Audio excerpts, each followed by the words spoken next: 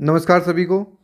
ये class CET के लिए बहुत ही महत्वपूर्ण क्लास है और इसमें कम से कम मैं आपको 50 और अधिकतम 100 क्वेश्चन करवाने वाला हूँ। तो आप वीडियो लास्ट तक ज़रूर देखना। क्वेश्चन है, निम्न में से कौन सा सुमेलित नहीं है। 4 कथन दिए हुए हैं, इनमें से कौन सा सही सुमेलित नहीं है। 153 में राज्यपाल का पद, 156 में राज्यपाल की पदावधि, 154 में राज्यपाल की कार्यपालिका की शक्ति और 155 में राज्यपाल को पद से हटाना। अब इन चारों में से देखना कि कौन सा ऑप्शन सही नहीं है। तो देखो, ये तीनों तो बिल्कुल सही है। ये चौथा ऑप्शन है, इस क्वेश्चन का आंसर हो जाएगा। और 155 में क्या है? 155 में है राज्यपाल की नियुक्ति। और वो करता कौन है? तो नियुक्ति करता है वो राष्ट्रपति करता है। ठीक है, तो ये ऑप्शन सही हो जाएगा। और ये आर्टिकल भी आपको ध्यान रखना, राज्यपाल के पद का प्रावधान, यानी प्रत्येक राज्य में एक राज्यपाल होगा। राज्यपाल की पदावधि है वो है 156 में, और 154 में है ये है कार्यपालिका की शक्तियाँ। चलो अगला क्वेश्चन है, भारत के संविधान के निम्नांकित में से किस अनुच्छेद में राज्यपाल का विशेष अभिभाषण का प्रावधान है। यानी राज्यपाल का विशेष अभिभाषण कौन से आर्टिकल में है। देखो, 177 में मैं बता दूं आपको, 177 में है कि मंत्री व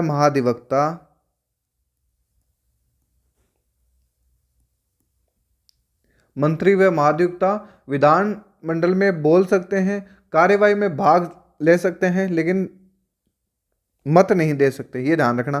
तो 177 में क्या है? मंत्री और महाधिवक्ता विधानमंडल में बोल सकते हैं और कार्यवाही में भाग ले सकते हैं। और 173 में क्या है? 173 में राज्य विधानमंडल की सदस्यता के लिए योग्यता, यानी विधानमंडल की सदस्यता के लिए योग्यताएं।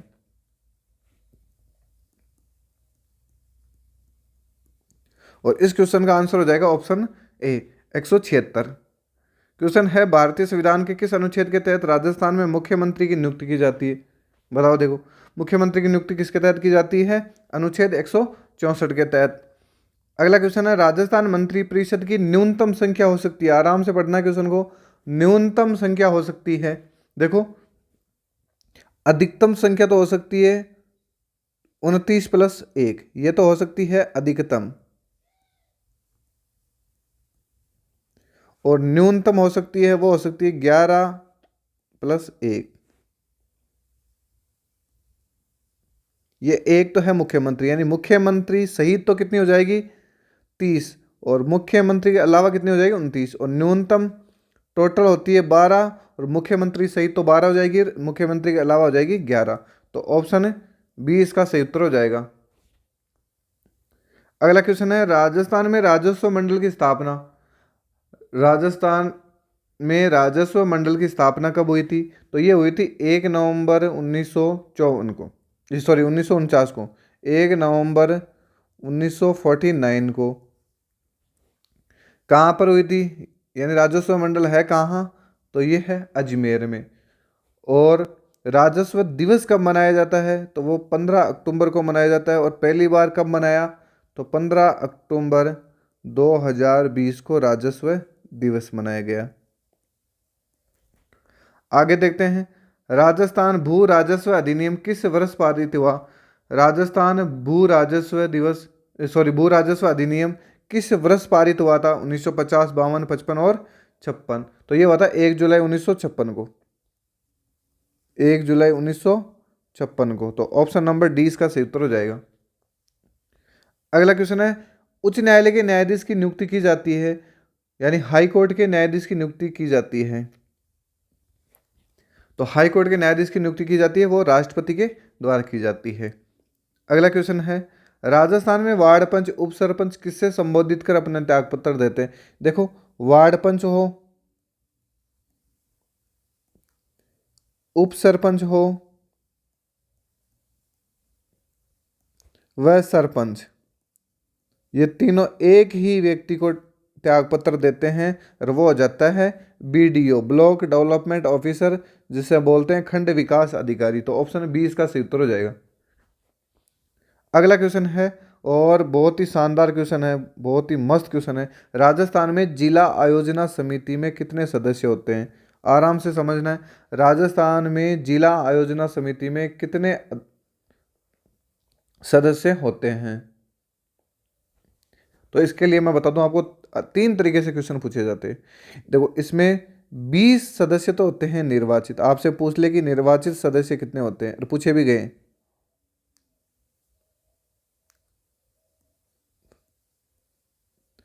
20 तो होते हैं निर्वाचित। 3 सदस्य होते हैं, वो होते हैं पदेन सदस्य, और 2 सदस्य होते हैं, वो है मनोनीत। अब क्वेश्चन ऐसे भी पूछा गया कि निर्वाचित व मनोनीत सदस्य कितने होते हैं, पदेन व मनोनीत कितने हो सकते हैं, केवल मनोनीत, केवल पदेन, केवल निर्वाचित। इन तीनों को जोड़े तो टोटल हो जाते हैं 25। तो इस क्वेश्चन का आंसर तो ये हो जाएगा, लेकिन आपको ये तीनों ध्यान होने चाहिए, निर्वाचित कितने होते हैं, पदेन कितने होते हैं, अब और मनोनीत कितने होते हैं। अगला क्वेश्चन है, राजस्थान राज्य निर्वाचन आयोग का गठन कब हुआ था। राजस्थान राज्य निर्वाचन आयोग का गठन कब हुआ, जून 1993, जुलाई 1994, अगस्त 1995 या सितंबर 1996। तो देखो राजस्थान राज्य निर्वाचन आयोग का गठन हुआ था जुलाई 1994 में।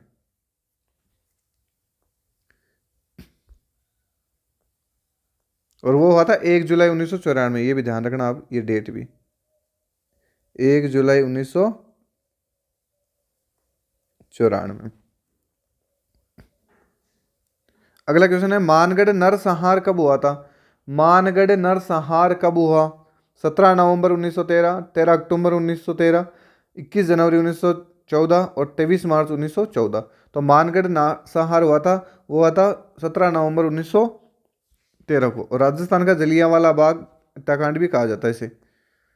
अगला क्वेश्चन है, सिरोही का राजस्थान में विलय कब हुआ था। सिरोही का राजस्थान में विलय कब हुआ था। सिरोही का राजस्थान में विलय कब हुआ था, तो वो हुआ था 1956 में। देखो 1956 में सिरोही के साथ साथ अजमेर का भी हुआ था। और क्वेश्चन पूछा गया था एक बार कि टोडगढ़ का विलय कब हुआ, तो टोडगढ़ भी अजमेर में ही है, तो टोडगढ़ का विलय हुआ था 1956 में, अगर पूछ ले क्वेश्चन रिपीट हो जाए तो। अगला क्वेश्चन है, सगत रासों के लेखक है। सगत रासों के लेखक कौन है। नरपति नाहल, गिरधर आसिया, दलपत विजय या जोधराज। तो देखो सगत रासों के लेखक है वह है गिरधर आसिया, ऑप्शन बी सही हो जाएगा इसका। अगला क्वेश्चन है, नौगरी आभूषण शरीर के किस अंग में पहना जाता है। नौगरी कहाँ पहनी जाती है, हाथ में, गले में, कमर में या नाक में। देखो नौगरी के साथ साथ एक आभूषण और बता दूं मैं, वो है बलय आभूषण। ये भी ध्यान रखना, ये दोनों ही हाथ में पहने जाते हैं, नौगरी व बलया आभूषण हाथ में पहने जाते हैं। अगला क्वेश्चन है, दोहरी रक्षा प्राचीर के साक्ष्य से। दोहरी रक्षा, ये प्राचीर है, दोहरी रक्षा प्राचीर के साक्ष्य से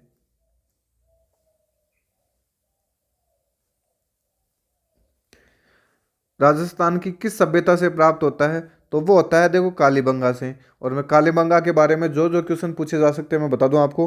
कालीबंगा है कहाँ, तो ये एक तो है हनुमानगढ़ में।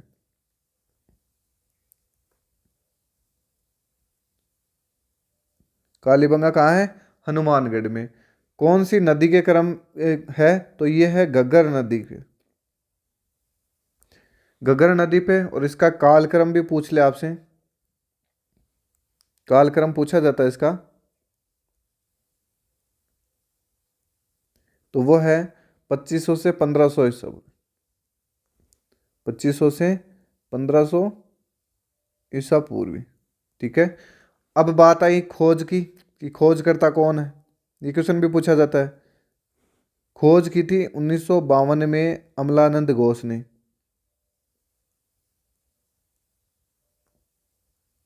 अमलानंद घोष ने। और उत्खनन,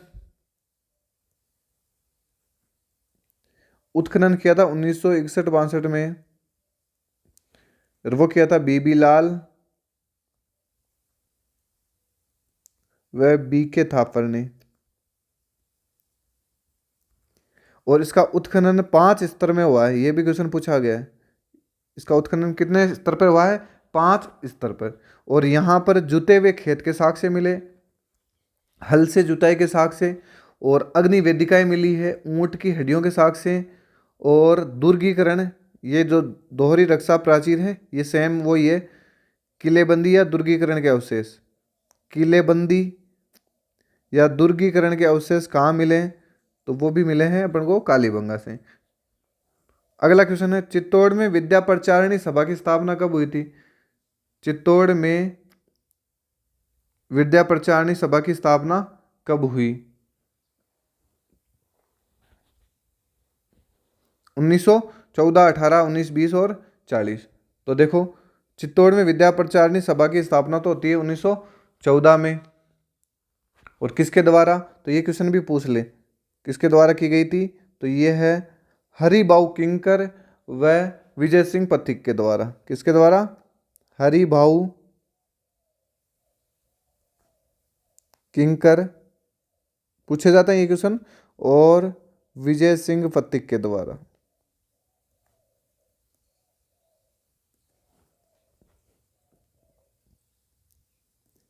इन दोनों ने 1914 में इसकी स्थापना करी थी और भील जाति में जनजागृति लाने वाली ये पहली राजनीतिक संस्था थी। ये कौन थी? विद्या प्रचारिणी सभा। और इसकी स्थापना चित्तौड़गढ़ में हुई थी 1914 में, हरिभाऊ किंकर और विजय सिंह पथिक ने। और ये भील जाति में जनजागृति लाने वाली पहली राजनीतिक संस्था थी। चलो अगला क्वेश्चन है, इंग्लैंड की महारानी मेरी की दिसंबर 1911 को भारत यात्रा के स्मरणार्थ कहाँ पर क्वीन मेरी जनाना घाट बनाया गया था? तो ये कहाँ बनाया गया था? तो ये बनाया गया था पुष्कर में। तो ऑप्शन सी इसका सही उत्तर हो जाएगा। और अभी वर्तमान में इस नाम उसका जाना जाता है, नाम चेंज है, वो है महात्मा गांधी घाट। महात्मा गांधी घाट, क्योंकि यहाँ पर गांधी जी की अस्थियों का विसर्जन किया गया था। अगला क्वेश्चन है, जौहर मेला कहाँ बढ़ता है? जौहर मेला कहाँ बढ़ता है? तो ये आप सबको पता ही है, जौहर मेला तो चित्तौड़ में बढ़ता है। जौहर मेला चित्तौड़ में बढ़ता है। जौहर, चित्तौड़ को जौहर नगरी भी कहा जाता है।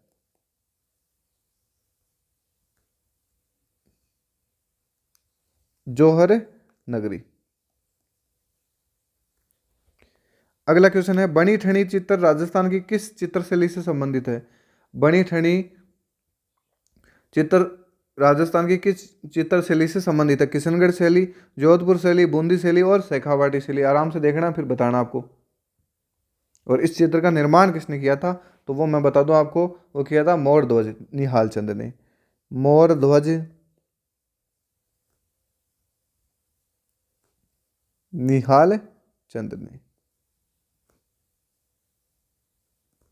और इस क्वेश्चन का आंसर हो जाएगा ऑप्शन नंबर ए। और ये इस शैली का जो स्वर्ण काल माना जाता है वो है सामंत सिंह का काल। स्वर्ण काल माना जाता है वह है सामंत सिंह का काल। किशनगढ़ शैली का स्वर्ण काल माना जाता है। ठीक है, आगे चलते हैं।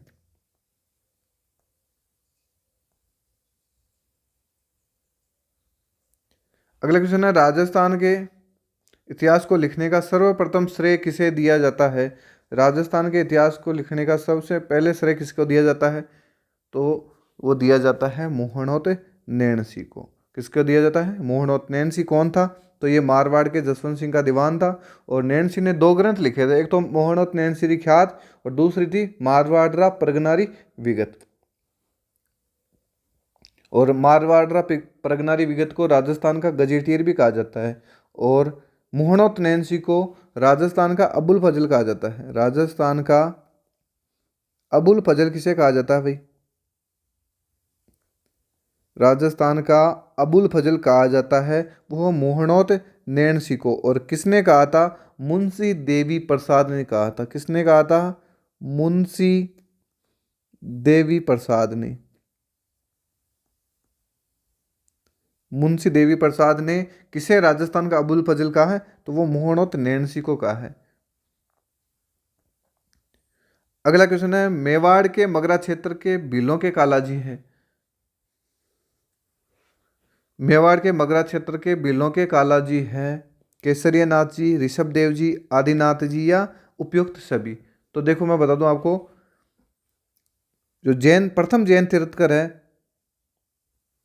उन्हीं का नाम है ऋषभ देव जी और उन्हीं का दूसरा नाम है आदिनाथ जी। और उन्हीं को ये सब भील जनजाति के लोग कालाजी और केसरिया नाथ कहते हैं। तो सारे एक ही का नाम है, तो वो हो जाएगा ऑप्शन नंबर डी। और इनका मंदिर कहाँ है, आपको अगर पूछ ले कि ऋषभ देव जी का मंदिर कहाँ है, तो ये उदयपुर में मंदिर बना हुआ है। ऋषभ देव जी का मंदिर कहाँ बना हुआ पूछा भी जाता है, उदयपुर में एक जगह है दुलेव। कहाँ है, उदयपुर में दुलेव, वहां पर मंदिर बना हुआ है।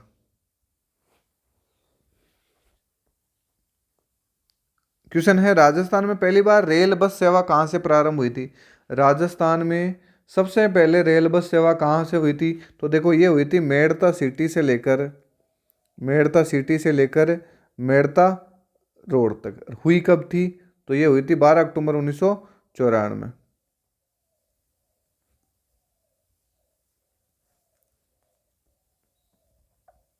और यहाँ पे बलदेव पशु मेला भी बढ़ता है, ये भी ध्यान रखना। बलदेव पशु मेला कहाँ बढ़ता है, वो भी मेड़ता में बढ़ता है, मेड़ता नागौर जिले में है।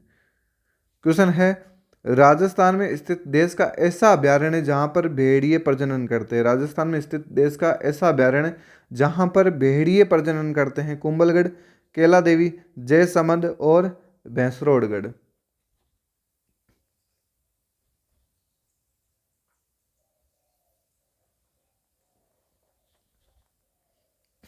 तो इस क्वेश्चन का आंसर हो जाएगा, वो हो जाएगा ऑप्शन नंबर एक। क्वेश्चन है, राजस्थान में राज्य स्तरीय पशु मेले सबसे ज्यादा किस जिले में बढ़ते हैं। राज्य स्तरीय पशु मेले सबसे ज़्यादा किस जिले में बढ़ते हैं, तो वो बढ़ते हैं नागौर जिले में। कहाँ पे बढ़ते हैं, नागौर जिले में। और यहाँ पे जो प्रसिद्ध मेला बढ़ता है वो है वीर तेजाजी मेला, पशु मेला, वीर तेजाजी पशु मेला। और वो कब बढ़ता है, भाद्रपद शुक्ल दशमी को। ध्यान रखना, एक क्वेश्चन पूछा जा सकता है, भाद्रपद शुक्ल दशमी को। क्वेश्चन है, 19वीं शताब्दी का प्रथम इतिहासकार जिसने राजस्थान की सामंतवादी व्यवस्था के बारे में लिखा, वह कौन था। Colonel Tod, LP Tessitori, George Grierson और जॉन थॉमस।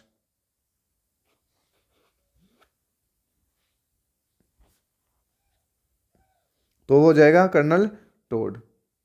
और कर्नल टोड की किताबें भी थी, एनालिस एंटिक्विटीज ऑफ राजस्थान, और एक दूसरी थी the central and western Rajput states of India. इसी ने अपनी पुस्तक में राजपूताना शब्द के लिए राजस्थान का प्रयोग किया था, राजपूताना के लिए राजस्थान शब्द का प्रयोग किया था। अगला क्वेश्चन है, भारतीय प्राचीन लिपिमाला के लेखक। भारतीय प्राचीन लिपिमाला के लेखक कौन थे।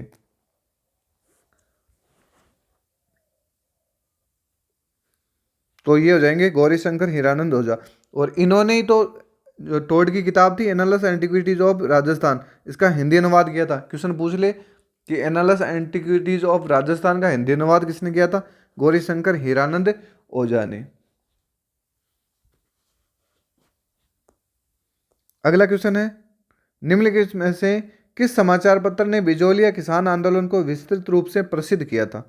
यानी वह समाचार पत्र जिसने बिजोलिया किसान आंदोलन को बहुत अच्छे तरीके से फैला दिया था, तो वो था प्रताप। ऑप्शन नंबर ए सही हो जाएगा। इसका प्रकाशन कहाँ से हुआ था और करने वाला कौन था,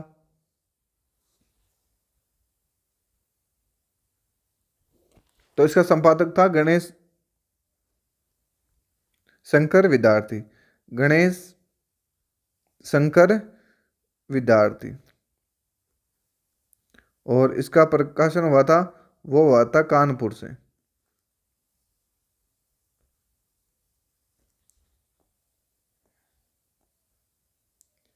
अगला क्वेश्चन है, हाड़ौती सेवा संघ का संस्थापक कौन था।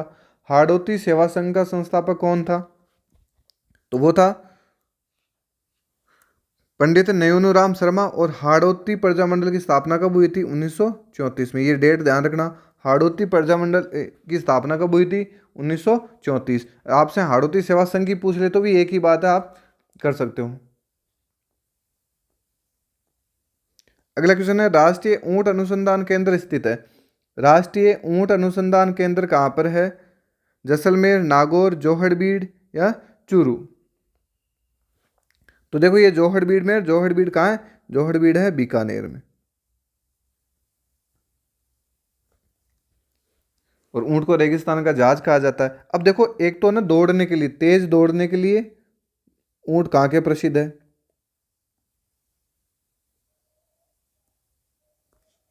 और एक है सवारी के ऊंट।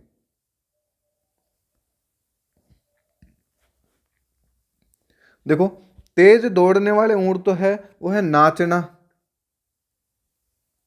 और नाचना है जैसलमेर के, जैसलमेर में। तो तेज दौड़ने वाले ऊंट तो कहाँ के प्रसिद्ध है, नाचना के। और सवारी के हैं, वो है गोमट, और गोमट है फलौदी में।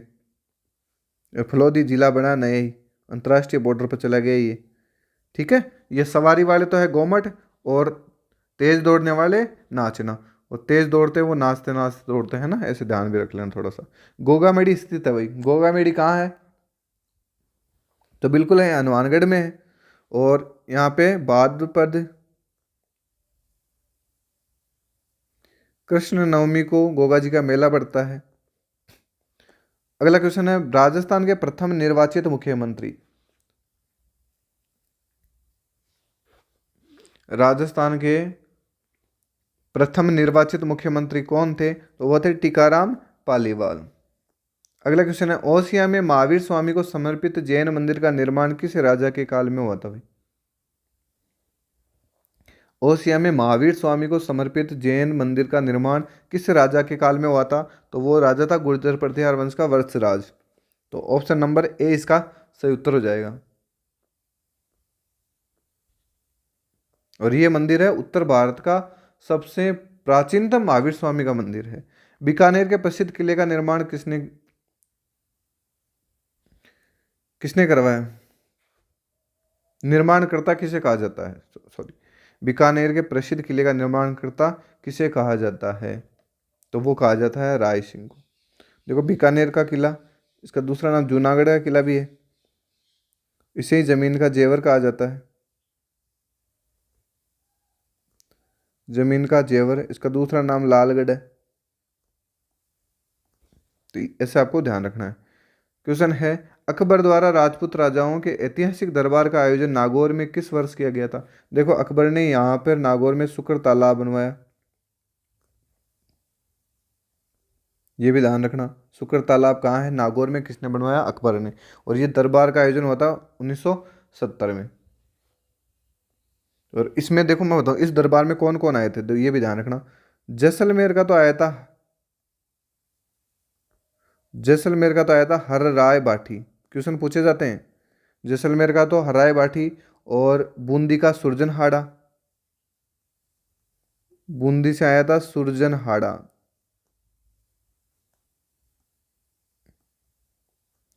और मारवाड़ से आया था मोटा राजा उदय सिंह, मोटा राजा उदय सिंह, ये मारवाड़ से गया था। और बीकानेर से आया था कल्याणमल, ये भी ध्यान रखना, क्वेश्चन पूछे जाते हैं कि बीकानेर से कौन सा मिल हुआ था। और इन सब ने अकबर की अधीनता स्वीकार कर ली थी। ठीक है, और फिर राय सिंह और पृथ्वीराज राठौड़ को कल्याणमल ने अकबर की राज सेवा में भेज दिया था। चलो आगे देखते हैं, रणकपुर जैन मंदिर किस नदी के तट पर बना हुआ है। रणकपुर का जो जैन मंदिर है वो किस नदी के तट पर बना हुआ है, तो ये है मथाई नदी पर बना हुआ है। खम्भों वाला मंदिर भी कहा जाता है, 1444 खम्भे हैं यहाँ पे। अगला क्वेश्चन है, सन 1857 ईस्वी के विद्रोह के समय राजस्थान में सैनिक छावनियाँ कितनी थी। देखो, सैनिक छावनी आपको पता ही, 6 छावनियाँ थी।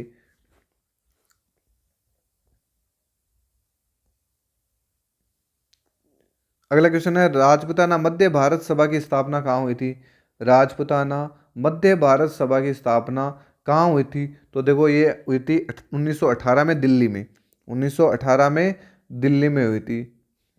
और इसका प्रथम अधिवेशन भी दिल्ली में हुआ था, और वो गिरधर शर्मा की अध्यक्षता में हुआ था, गिरधर शर्मा की अध्यक्षता में हुआ था।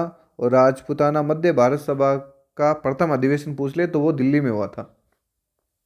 और इसके प्रथम सभापति वो थे जमनालाल बजाज, ये भी लिख लो आप, प्रथम सभापति जमनालाल बजाज। चलो आगे चलते हैं, किस शासक को कलयुग का कर्ण कहा जाता है। किस शासक को कलयुग का कर्ण कहा जाता है,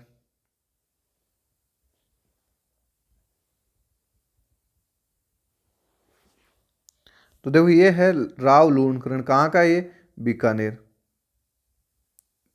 राव लूणकरण कहाँ है, कहाँ का है, बीकानेर का। और इसको किसने कहा था, तो बिट्टू सुजा ने अपनी किताब लिखी थी, वो लिखी थी राव जयसिंह चंद, उसमें कलयुग का करण का है।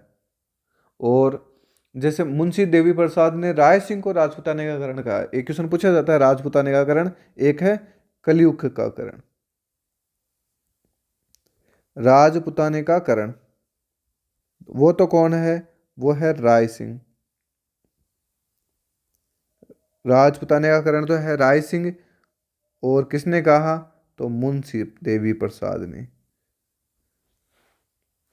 कलयुग का करण कौन है, राव लूणकरण, किसने कहा, बिट्ठू सुजा ने। किसमें कहा, तो राव जेतसिरो छंद में कहा। अगला क्वेश्चन है, निम्नलिखित में से सुमेलित नहीं है। राजस्थान का कबीर दादू दयाल, राजस्थान की राधा मीरा, और वागड़ की मीरा गौरी। तो सभी सत्य हैं, इसमें एक भी असत्य नहीं है। अगला क्वेश्चन देखते हैं, सांसी जनजाति की उत्पत्ति किस स्थान से हुई मानी जाती है। सांसी जनजाति की उत्पत्ति किस स्थान से हुई मानी जाती है। जो सांसी जनजाति की उत्पत्ति हुई थी वो भरतपुर से हुई थी, और सांसमल्ल नामक एक व्यक्ति से हुई थी। और सबसे ज्यादा सांसी जनजाति भी कहाँ है, वह है भरतपुर में है, ये भी आप ध्यान रखना।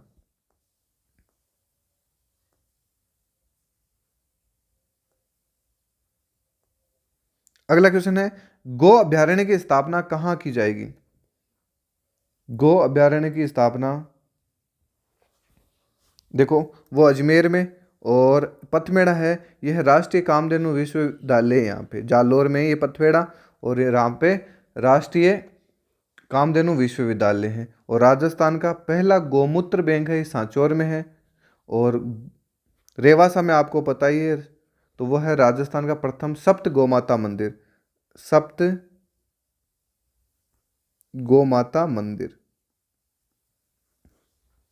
रेवासा है सीकर में। भर्तृका मेला किस संप्रदाय को समर्पित है। भर्तृका मेला किस संप्रदाय को समर्पित है। तो देखो यह नाथ संप्रदाय को समर्पित है, और इसका मेला जरूर ध्यान रखना, ये एग्जाम में पूछा जा सकता है। ये कब बढ़ता है, तो ये भाद्रपद शुक्ल सप्तमी और अष्टमी को, भाद्रपद शुक्ल सप्तमी और अब अष्टमी को। ये वेरी मोस्ट मैं बता रहा हूँ, ये ध्यान रखना, भर्तृका मेला कब बढ़ता है, भाद्रपद शुक्ल सप्तमी या और अष्टमी, 2 दिन बैठना पड़ता है। अगला क्वेश्चन है, अभेड़ा महल किस दुर्ग में स्थित है। बूंदी दुर्ग में, कोटा दुर्ग में, दौसा दुर्ग में, या चित्तौड़ में। तो देखो अभेड़ा महल है, ये कोटा दुर्ग में है, और यहाँ पर झाला हवेली बनी हुई है, ये भी ध्यान रखना, क्वेश्चन पूछा जाता है झाला हवेली, और पूछा जा सकता है। झाला हवेली कहाँ है, तो वह कोटा में बनी हुई है। अगला क्वेश्चन है, देवनारायण जी की फड़ किनके द्वारा बांची जाती है। देवनारायण जी की फड़ किनके द्वारा बांची जाती है। गुजर बोपो द्वारा, चौहान जाति के बोपो द्वारा, पाबू जी के बोपो द्वारा, या शेखावाटी के बोपो द्वारा। तो ये बांची जाती है गुजर बोपो द्वारा। ऑप्शन नंबर ए सही हो जाएगा इसमें।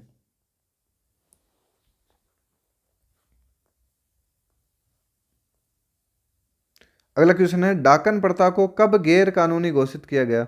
डाकन प्रथा को कब गैर कानूनी घोषित किया गया, तो ये किया गया था 1853 में। ऑप्शन नंबर बी सही हो जाएगा। और ये रियासत कौन सी, अगर आपसे पूछे 1853 में रियासत थी उदयपुर। यानी डाकन प्रथा को गैर कानूनी घोषित करने वाली पहली रियासत कौन सी थी, वो थी उदयपुर।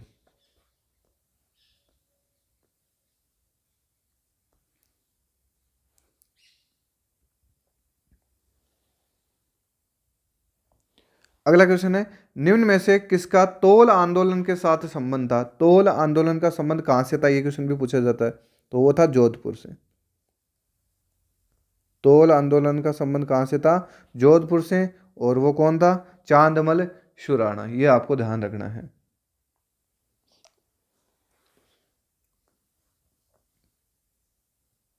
अगला क्वेश्चन है, राजस्थान में कहाँ के सैनिक दिल्ली पहुंच सके थे?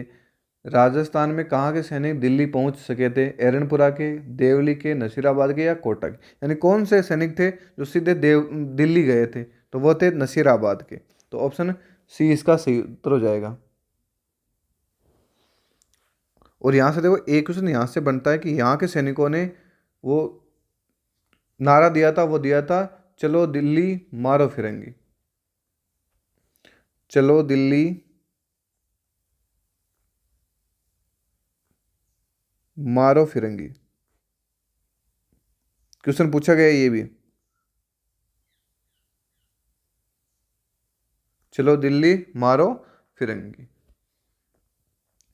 अगला क्वेश्चन है, राजस्थान में गणतंत्र दिवस पर सशस्त्र सेनाओं की परेड की सलामी कौन लेते हैं? भारत में गणतंत्र दिवस पर सशस्त्र सेनाओं की परेड की सलामी कौन लेते हैं? रक्षा मंत्री, राष्ट्रपति, प्रधानमंत्री और सेना अध्यक्ष। तो वो गणतंत्र दिवस पर तो कौन लेते हैं? राष्ट्रपति। और प्रधानमंत्री किस पे लेते हैं? वो स्वतंत्रता दिवस यानी 15 अगस्त को। देखो 15 अगस्त को तो कौन लेते हैं? प्रधानमंत्री। और 26 जनवरी को कौन लेते हैं? वो लेते हैं राष्ट्रपति। अगला क्वेश्चन है, उड़ीसा का शोक कौन सी नदी कहलाती है? उड़ीसा का शोक कौन सी नदी कहलाती है? तो देखो वो हो जाती है ब्राह्मणी नदी। दामोदर नदी, तो ये है बंगाल का शोक, बंगाल का शोक। फिर है कोसी, कोसी है बिहार का शोक।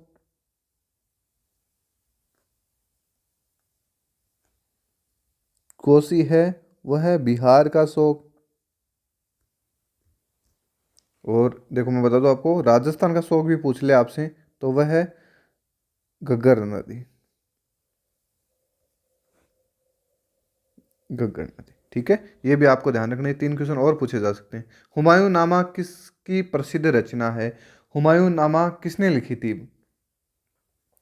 देखो अबुल फजल ने कौन सी लिखी थी, ये क्वेश्चन पूछा जाता है। तो वो लिखी थी अकबर नामा। क्वेश्चन पूछ ले, अकबर नामा किसने लिखी? अबुल फजल ने। और आईने अकबरी, आईने अकबरी किसने लिखी?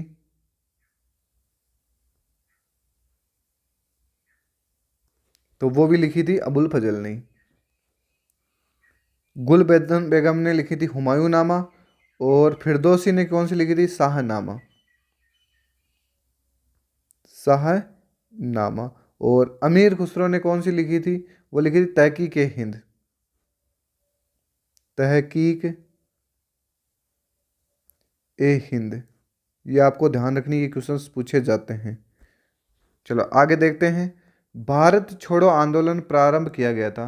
भारत छोड़ो आंदोलन कब प्रारंभ किया गया था? तो वो किया गया था 8 अगस्त 1942 को। 8 अगस्त 1942 को। तो ऑप्शन नंबर 20 का सही उत्तर हो जाएगा। और उस समय वायसराय कौन था? तो वो था लॉर्ड लिनलिथगो। ये भी ध्यान रखना, लॉर्ड लिनलिथगो।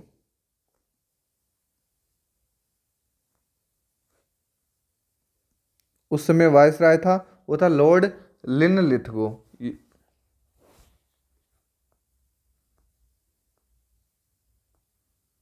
अगला क्वेश्चन है, गुप्त वंश का वास्तविक संस्थापक किसे माना जाता है? चंद्रगुप्त प्रथम को, श्रीगुप्त को, स्कंदगुप्त या विष्णुगुप्त? देखो कैसे याद रखना है आपको, ऐसे इस तरीके से याद रखना है।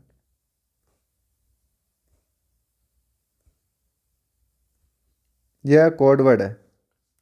तो ये तो है श्रीगुप्त,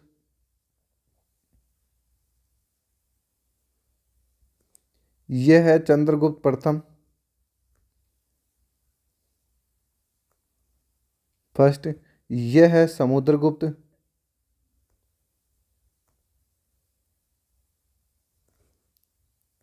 यह है चंद्रगुप्त सेकंड,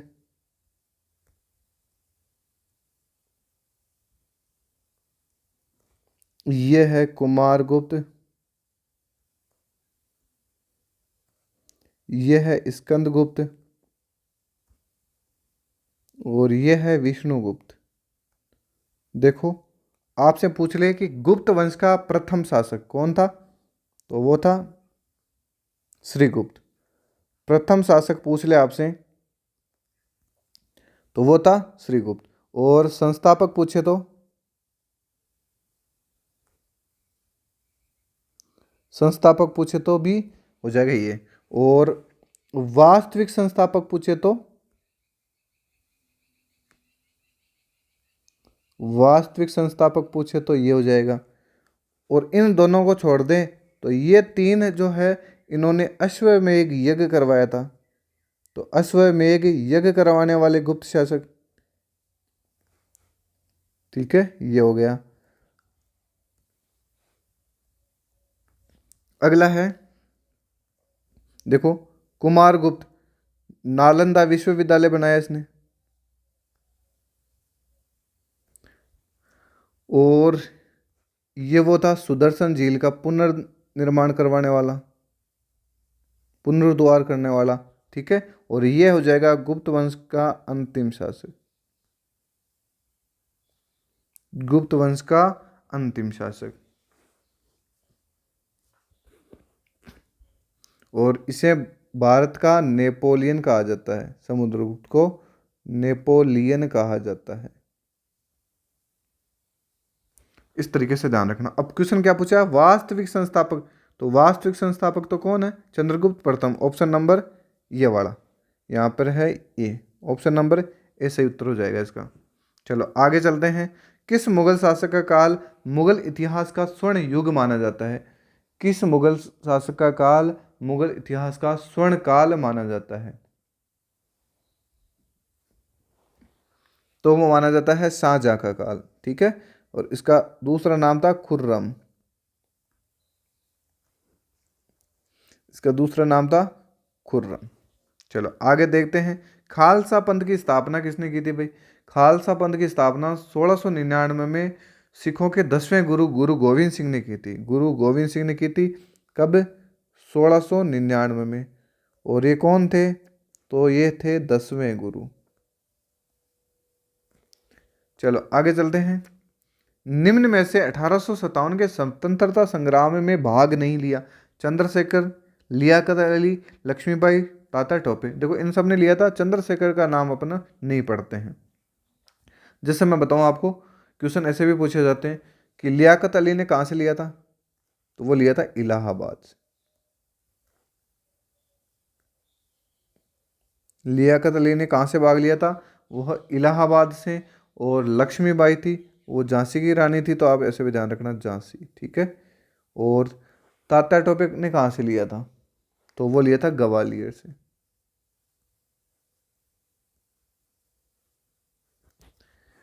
आगे चलते हैं। भारतीय संविधान में मूल कर्तव्यों का समावेश कब किया गया था?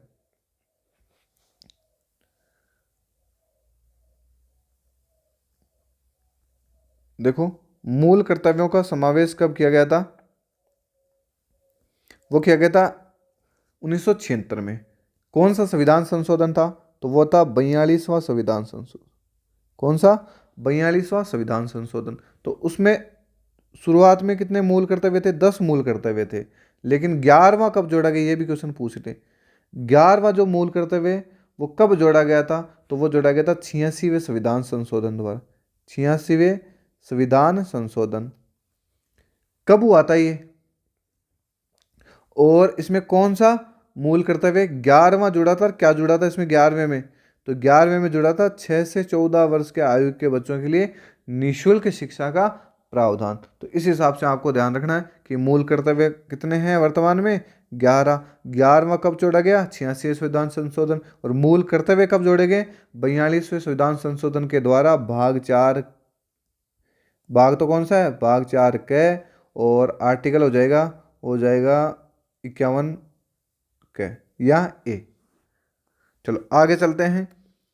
भारतीय संविधान के किस भाग में राज्य के नीति निर्देशक तत्वों का उल्लेख किया गया है? नीति निर्देशक तत्वों का उल्लेख कौन से भाग में किया गया है? तो वो किया गया है भाग 4 में। कौन से में? भाग 4 में। और नीति निर्देशक तत्व लिए कहाँ से? तो वो लिए थे आयरलैंड से। वो लिए थे आयरलैंड से।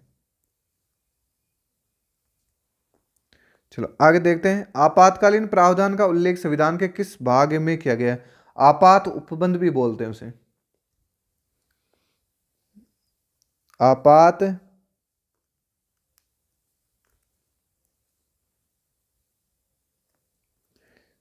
आपात उपबंध, ये आपको बताने हैं। आपात उपबंध कौन से भाग में है? तो वो हो जाएगा भाग 18। अगला क्वेश्चन है, विश्व पर्यटन दिवस कब मनाया जाता है? विश्व पर्यटन दिवस कब मनाया जाता है?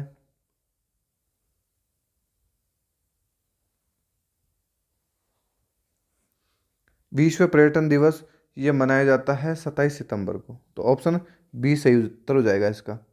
30 जनवरी को क्या मनाया जाता है भाई? तो शहीद दिवस मनाया जाता है।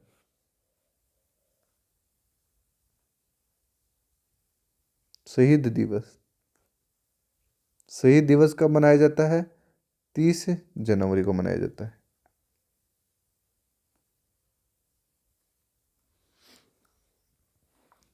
बात करें अपन 11 जुलाई को, तो विश्व जनसंख्या दिवस। 11 जुलाई को विश्व जनसंख्या दिवस। विश्व जनसंख्या दिवस कब मनाया जाता है? तो वो मनाया जाता है 11 जुलाई को। और अंतर्राष्ट्रीय महिला दिवस कब मनाया जाता है? वो मनाया जाता है 8 मार्च को। महिला दिवस, अंतर्राष्ट्रीय महिला दिवस।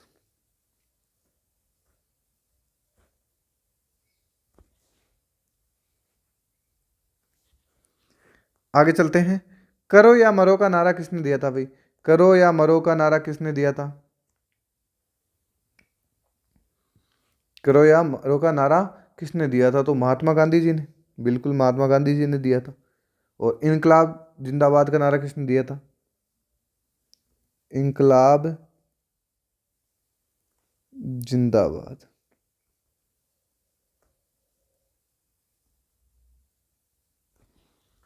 भगत सिंह ने दिया था। ठीक है, ऑप्शन नंबर। अगला है शांतिवन समाधि स्थल है। शांतिवन किसका समाधि स्थल है? तो देखो ये तो जवाहरलाल नेहरू का है। शांतिवन तो है जवाहरलाल नेहरू का। और गुलजारी लाल नंदा का कौन सा है भाई? गुलजारी लाल नंदा का है, वह है नारायण घाट। वो है नारायण घाट। जगजीवन राम का कौन सा है भाई? समता स्थल है, बिल्कुल समता स्थल। समता स्थल किसका समाधि स्थल है? तो वह जगजीवन राम का। और ज्ञानी जैल सिंह का? तो देखो जेल में ही होती है एकता, तो बाहर तो लड़ाई होती है। एकता स्थल कहाँ हो जाएगी? किसका हो जाएगा? ज्ञानी जैल सिंह का। अगला क्वेश्चन है, भारत का पेरिस के नाम से किस शहर को जाना जाता है? भारत का पेरिस के नाम से किस शहर को जाना जाता है? तो देखो भारत का पेरिस है वह अपना जयपुर। और उदयपुर को पूर्व का वेनिस कहा जाता है। पूर्व का वेनिस किसे कहा जाता है? तो वो कहा जाता है उदयपुर को। वो कहा जाता है उदयपुर को।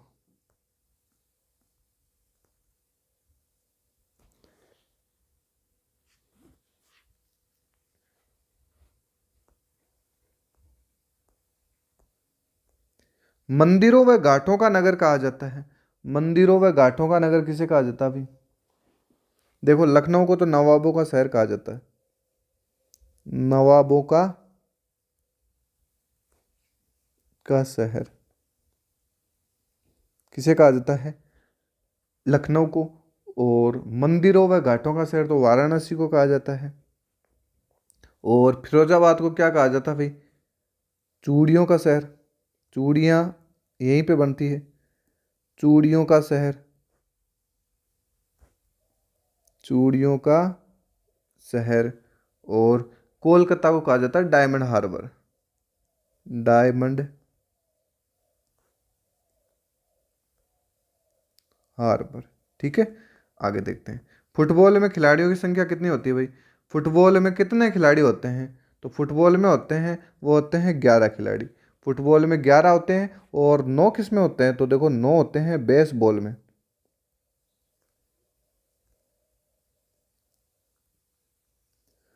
9 होते हैं, वो होते हैं बेसबॉल में। और 4 होते हैं, ये होते हैं पोलो में।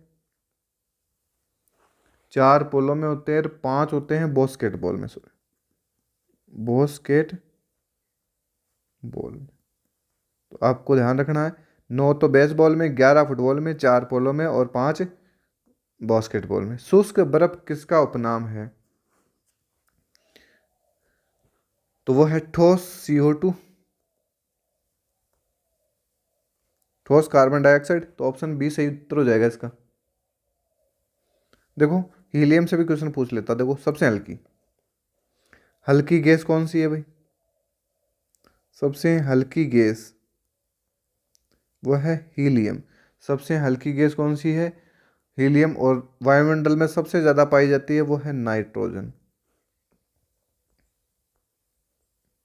ध्वनि की चाल सर्वाधिक होती है। ध्वनि की चाल सबसे ज़्यादा किस में होती है? तो वो होती है एल्यूमिनियम में। कितनी होती है एल्यूमिनियम में? देखो 6420 मीटर सेकंड। और उसके बाद में है वो है लोहे में, वो होती है उसमें 5100 के आसपास होती है। देखो 5100 और कुछ होती है मीटर सेकंड। 5120 है या 30 ऐसे करके। फिर है उसके बाद में यहाँ फिर जल। जल में है वो है 1483 मीटर सेकंड। और वायु में है 332 मीटर सेकंड।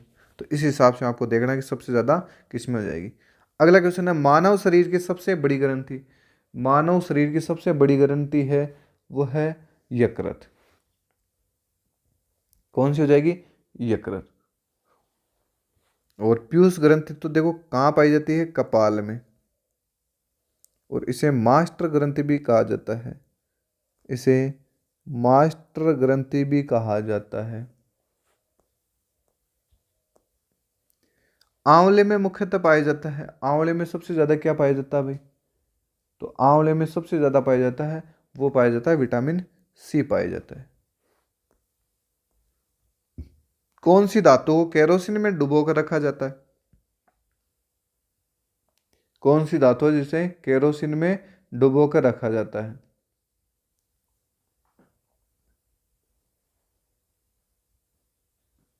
तो वो हो जाएगी, तो है सोडियम, Na। देखो क्यों रखा जाता है? तो ये दो सोडियम धातु है, ये वायुमंडलीय जलवाष्प से क्रिया करके तीव्र विस्फोट करती है, इसलिए इसे केरोसिन में डुबोकर रखा जाता है। यानी विस्फोट के लिए भी पूछ ले तो भी आपको ध्यान रखना। प्रोटीन की कमी से कौन सा रोग उत्पन्न होता है भाई? प्रोटीन की कमी से कौन सा रोग उत्पन्न होता है? और उसे रेड बॉय भी कहा जाता है। देखो मैं आपको बता दूं, उसे रेड बॉय भी कहा जाता है। तो वो कहा जाता है क्वाशियोरकर और मेरास्मस। अगला क्वेश्चन है, मधुमेह रोग किसकी कमी से होता है? मधुमेह रोग है वो इंसुलिन की कमी से होता है। किसकी कमी से होता है? इंसुलिन की कमी से होता है। और ये हो गया अपने 70 तो क्वेश्चन, और साथ में मैंने कम से कम भी 30 से प्लस व्याख्या करवाई है। तो टोटल आपको 50 मिनट में 100 से भी अधिक क्वेश्चन मिल गए हैं। तो मिलते हैं अगले वीडियो में। और अगले वीडियो में और कोशिश करूंगा बहुत ही अच्छे क्वेश्चंस डालने की, और कंप्यूटर के क्वेश्चंस भी मैं आपको डालूं। तो वीडियो अच्छा लगा तो लाइक ज़रूर करना, और मिलते हैं अगले वीडियो में। जय हिंद, जय भारत।